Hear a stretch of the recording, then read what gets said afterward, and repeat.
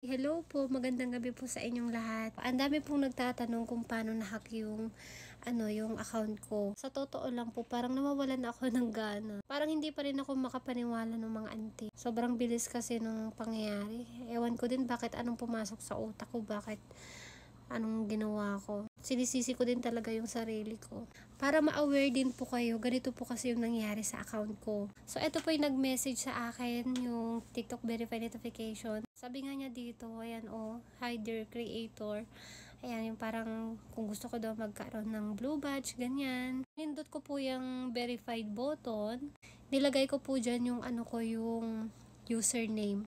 Tapos nung hindi po gumana yung sa username, nag-chat po ulit siya sa akin. Eto, sabi niya nga na kontakin ko daw siya sa WhatsApp. So hindi ko rin po alam na meron po palang hacker dito sa app na to.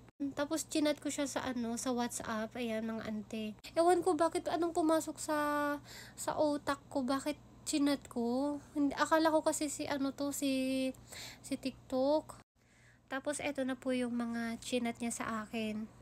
Dapat pala nung chinat ko siya ng yung what is blue tick, dapat na ako dito nagtaka na ako kaso hindi ako ewan ko bakit anong pumasok sa utak ko.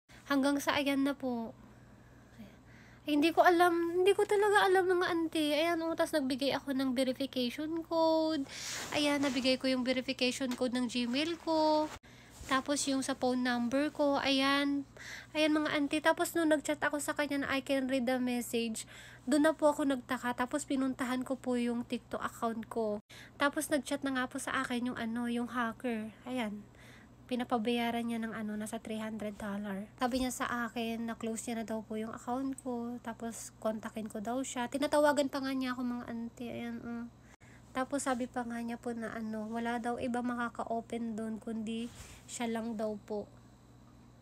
Ayan po mga chat niya sa akin. Hindi ko na siya nire-replyan dito kasi nga po alam ko na na-hack na yung TikTok account ko. Sobrang bilis, tapos nataranta na ako. Hindi ko na alam kung ano yung gagawin ko. Sobrang mali talaga ako mga ante. Bakit ganun? Hindi ko alam ano din yung pumasok sa utak ko. Bakit hindi ko napansin na hacker na pala yun. Nagpapanik na talaga ako mga ante kasi hindi ko na alam kung ano yung gagawin ko. Kasi pati yung sa blue app ko nakakonect din doon.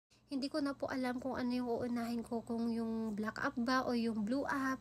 Ang nakuha po kasi sa akin ng hacker yung second verification ko, yung second Gmail ko mga auntie.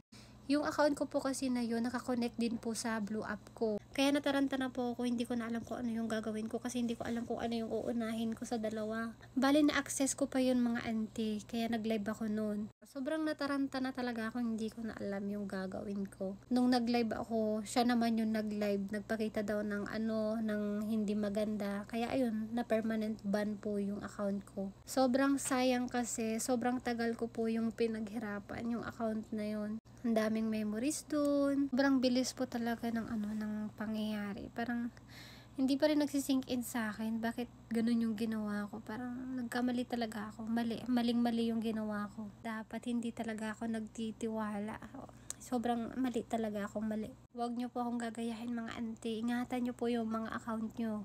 Kapag meron pong nag-message sa inyo, wag nyo pong re-replyan. Tapos, wag nyo din pong pipindutin yung link. First time mangyari to sa akin, nakakatakot. Syempre, account natin yun ng mga auntie, hindi natin alam, baka mamaya gamitin yun sa masama.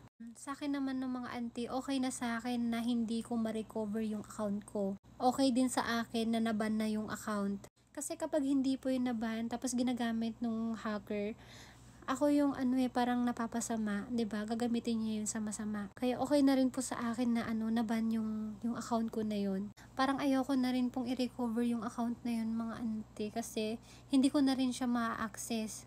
Kapag ma-recover man, kailangan pa rin ng Gmail. Yung Gmail ng hacker, nandun na po sa mismong account ko. Pinalitan niya na po mismo yung Gmail ko. Yung Gmail niya yung pinalit niya. Kaya hindi ko na rin po ma-access. Sana ma-permanent ban na talaga para hindi na rin makuha nung hacker, hindi niya na magamit. Sobrang bilis po mga auntie. Halo-halo na po yung nararamdaman ko.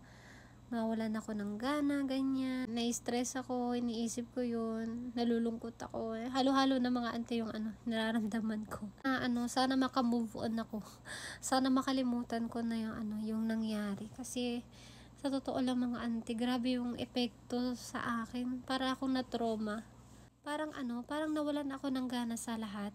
So, yun lang po nung mga auntie. Gusto ko lang sabihin na mag-iingat po tayong lahat. Sobrang dami pong mga taong manluloko ngayon. Kaya, wag na wag po tayo basta-basta nagtitiwala. Kapag mayroon pong nag-message sa inyo, sa mga Gmail nyo, wag na wag nyo pong pipindutin yung link. Kasi ma-access po nila kaagad yung account nyo. So, yun lang po mga auntie. Maraming salamat po sa inyong lahat.